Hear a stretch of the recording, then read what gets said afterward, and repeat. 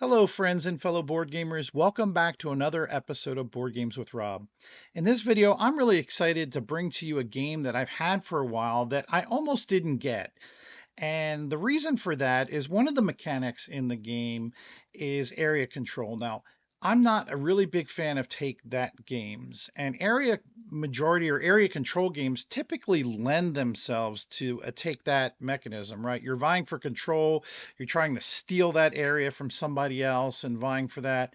Now, there are some games that can pull this off and I'll enjoy. One of them that comes to mind is Ethnos, and it's just that game. I know what I'm getting into, and one might argue I know what I'm getting into if I'm playing area control, but again, it's not one of my favorite mechanisms. But Calimala bridges area control with worker placement and some clever scoring and worker actions that really intrigued me. And well, it was recently reproduced. It was originally produced by Stronghold Games, and then Alley Cat Games picked it up and deluxeified it. And so that was the first thing that attracted to me to it was the presence of the game. I mean, it looks gorgeous. And the second was a close friend of mine. It was talking to me about the game and got me hooked on the worker placement aspect of it. It is designed by Fabio Lopiano. Lopiano, I hope I'm pronouncing that correctly. And it's let me take you down to the table, tell you about how it plays, and then let me tell you about my thoughts on it and whether or not I can get past the area control and take that to make it one of my favorite games, maybe. I don't know. Let's talk about it. All right, so this is the board for Calimala, and I love the presence on the board, and I love these. I mean, the production quality of this with these wooden tokens. These are contractor tokens, but there are five different player colors, and each player is going to have a bunch of these different family member tokens, and these are wooden tokens. These are your workers in that particular player color. These are neutral, and each player will begin with several of those in their inventory. And what you're vying for is placing area cubes or cubes out on the board in a variety of different sections. You've got different goods inside of different buildings or cathedrals. You've got different lands or cities. Like, I mean, a lot of these you're going to recognize: Lisboa, London, Barcelona,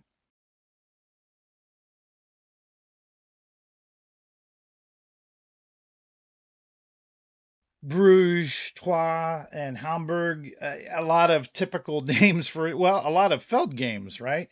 And then this is your worker placement area that I was talking about.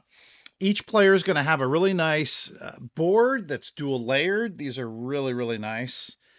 And a turn is going to be simple. I mean, you're going to place out a worker, one of your workers, into one of these areas between two worker spots, and then take the actions of both corresponding spots.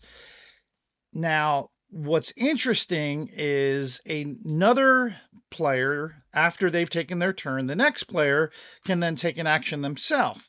However, they can choose and opt to take the same two actions that the previous player had placed their worker on. And when they do that, it's going to trigger everybody below them to take their action again, which is really neat. So if I decided to come back on my next turn as blue and place mine on top, well, I'd get the blue actions here, then red would take the two actions, and then I'd get it again. Now, once a fourth tile is placed onto the game, well, then it's going to kick out whoever's on the bottom. So there can ever only be 3 tiles in any one of these different action spots. And this token will then score one of these different scoring conditions, which is all about area majority of goods in particular areas on the board, be it silk or be it brick or wood. And it could be, maybe all of the silk in a particular house area, or maybe it's all of the brick throughout the whole board in all of the areas. Each one of these is going to be unique. Now let me back up a little bit and talk about the different actions that you're going to have on the board.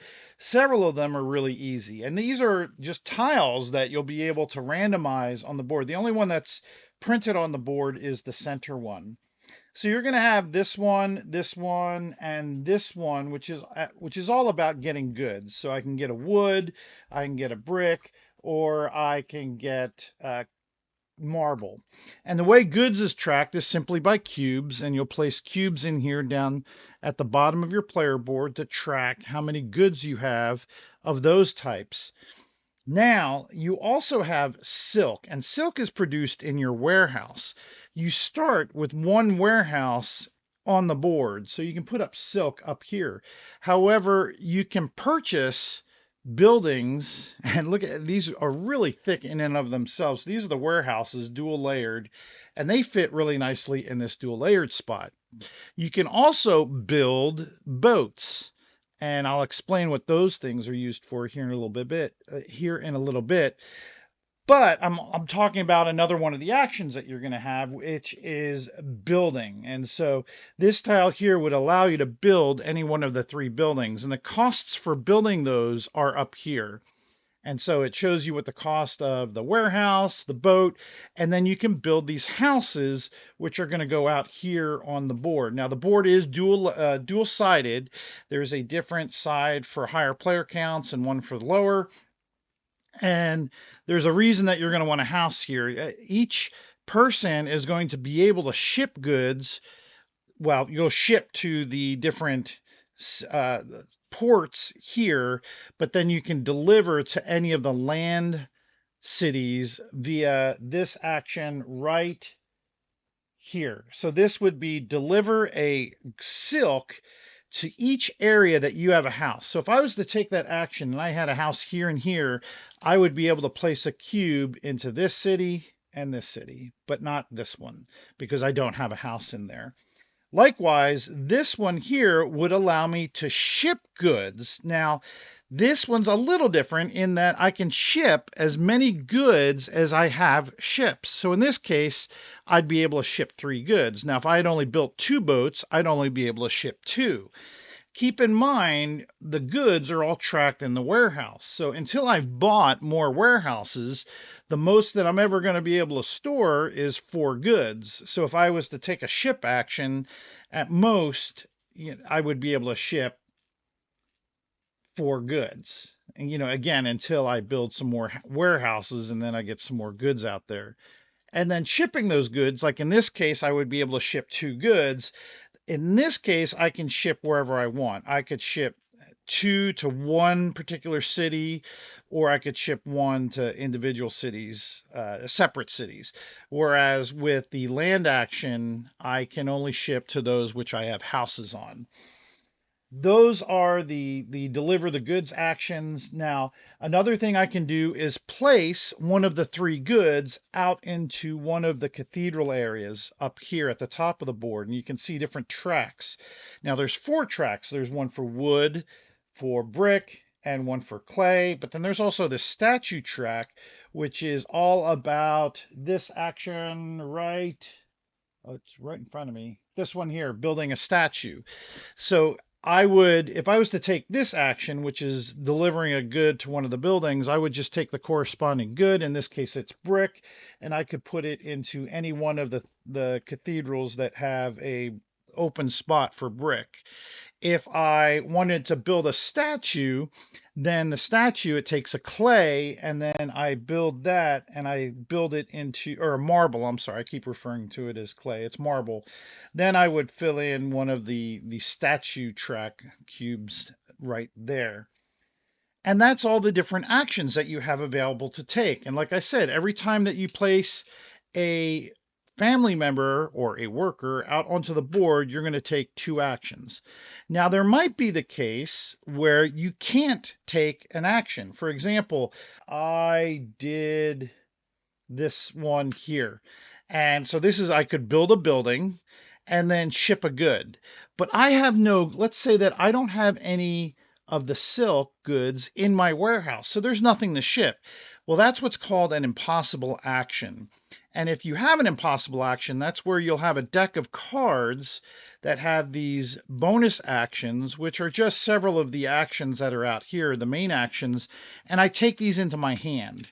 And I will get one for every action that I can't do, as long as it's not my turn. Now, if it's my turn, then at most I'll only ever be able to get one impossible action card, regardless of how many impossible actions I might have as that player whose turn it is. But if it's not my turn, and let's say that I'm placing my tile on top, and I've got two other tiles below me of people that just can't take an action, well, they're suffering. They're going to get, the impossible action cards, and they're free actions, and so you can save these up and play them all on one turn. You can get a bunch, these, and again, these are primarily, they're going to be things like building your building, getting your goods, and they're going to be a variety of the different actions that you've got out here on the board. And that's the flavor of the game. Now, like I said, once the third tile is actually the fourth tile is placed, it will kick the bottom tile out, and then you'll score. And we've got an example of that right here. So this, for example, would be whoever has the most silk on the board would get 3 points, the second player would get 2 points, and the third player would get a point. So that's one way that you're going to score points, is by going in and triggering these scoring actions. So the second person that kicked out a fourth tile, they'd come and they'd put their tile out on the next one, and this one would be all about, who has the most goods in Troyes. And likewise, each of these is going to be the majority of who has the most of a particular type of good. Now, another way that you're going to score is at the very beginning of the game, everybody is going to get a goal card. And there's a bunch of them, and typically it's all about having a majority of a particular good, and in this case, in a particular city. This is Hamburg. And so these cards, each player will have a hidden one. And in this case, the first player would get 5, second player 3, and the third player would get 1 point. And the other players aren't going to know, but what it is, however, they might still trigger these and get the benefit of it. If they're second place and by chance they just happen to have the most of that good in Hamburg, they'll score those points. Now, additionally, one of these cards will be public information, so everybody can be vying for that particular card. The rest will be private objectives, and then you're just going to score, and whoever has the most points is going to win the game. Now, one of the things I didn't talk about are these contractors. Now, these are white and neutral colors, and like I said, everybody's going to have a couple of these.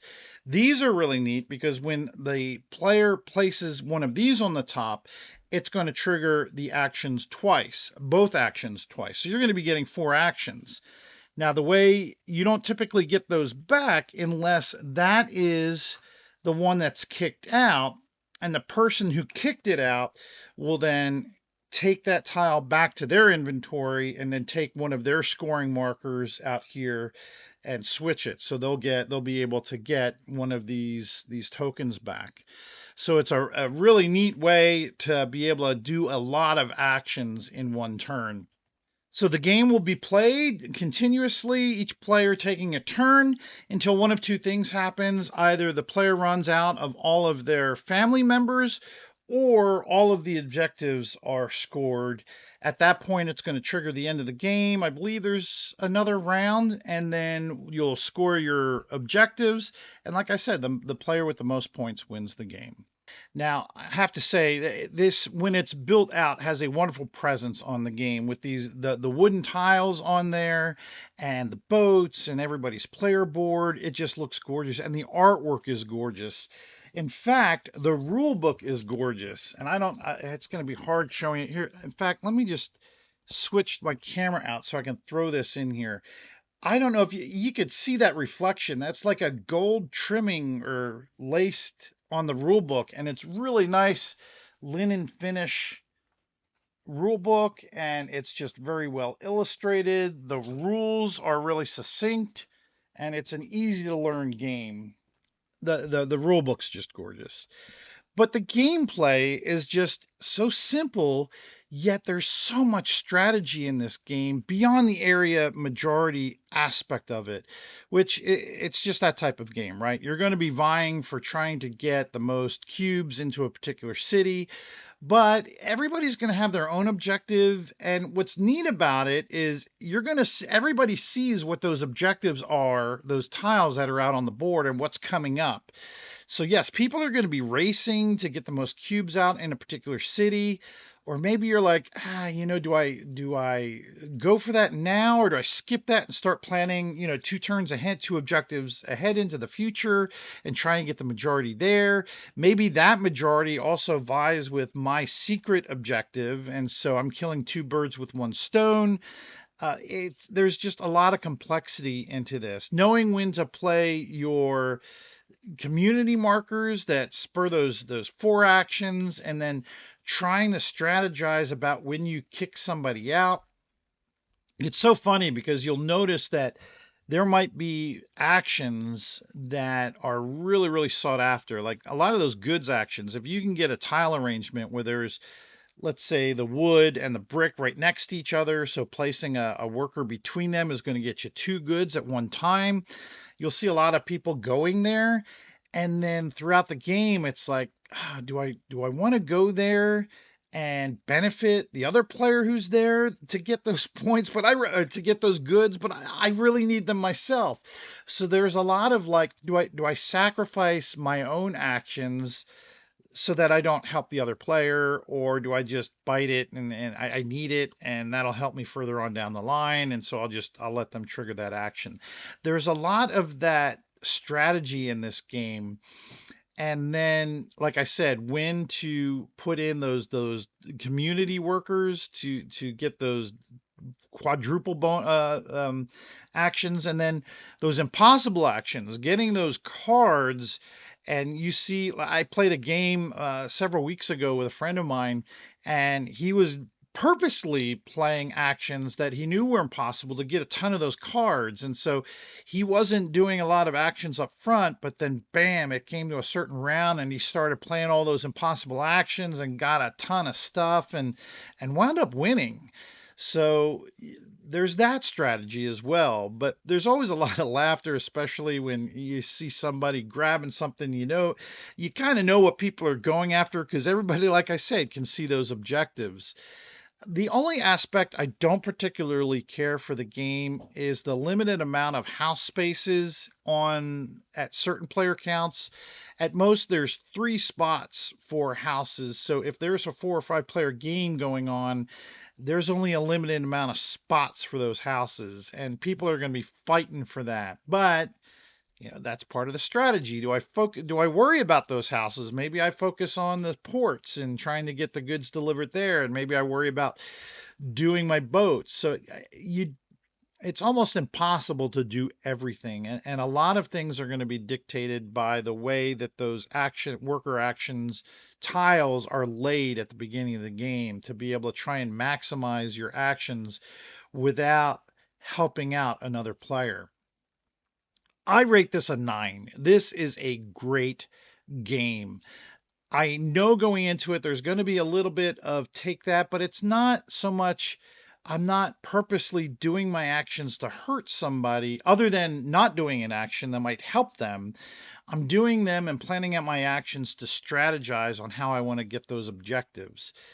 One might argue that purposely not putting my worker on a spot that would help my opponent and making that choice to not do that is a take that. And okay, I would agree with that. And so maybe there's a little bit of take that to it. But the strategy involved, at its heart, I see this as a worker placement action where it's got that area control in there, and it's not area majority aspect to it. The game is gorgeous. The artwork is phenomenal. Alley Cat knocked it out of the park with the production on this. The pieces are phenomenal. The wooden pieces, the board, the artwork, the gold tinting in the rule book. Like I said, one thing that did annoy me a little bit is around the scoring track, around the edge. There's like a blank spot in between points. So you'll have like 1, blank space 2, blank space 3, blank space 4. And sometimes I'm getting that, yeah, I get confused about counting out the victory points. Like I want those, if I don't see the numbers clearly, I'll be, it's a minor hiccup, and it adds to the gorgeousness, to the beauty of the board, but it can be a little frustrating when you think you're moving your victory marker a certain amount of points, and then your opponent's like, no, no, no, I need to go further, or you didn't move me far enough, and you're like, oh yeah, sorry. But outside of that, I can't really complain much about the game itself and the production. The card quality is phenomenal. I believe, yeah, that's linen finish, really nice cards. Yeah, a solid 9, and a game that I would highly recommend. Now, I haven't had the opportunity to play the Stronghold game. It does look appealing in and of itself when I looked at some of the artwork. So I really don't want to knock it or compare the two because I haven't played it and I've only seen some pictures of it. Outside of the artwork and the production, the game is solid. People are going to like this game if they're into Euro worker placement strategy type games, and with high replayability. Those, not only do the worker action tiles separate from the board, you can move those around, but the bonuses are all removable tiles that you'll place out at the beginning of the game. So it adds for a ton of variability. Anyway, if you can't tell, I really like this game, and I hope it shows. It's one I'd recommend getting. So anyway, that's Calimala from Alley Cat Games. Folks, thank you for tuning in to this video and watching my overview and my review. I would ask, please, if you haven't subscribed, please subscribe to my video. That really helps me out a lot. If you like it, I'd ask, throw a like on there, throw a thumbs up. But engage with me. Tell me, is this a game that you played? Did you play the Stronghold Games version? How would you compare the two together? I'm really anxious to hear about that. What do you think about Take That Games and Area Majority Games? Let me know your thoughts and share them with me, please. I'm interested in learning. So anyway, folks, again, thanks for tuning in. I hope you have a wonderful day and be kind to one another.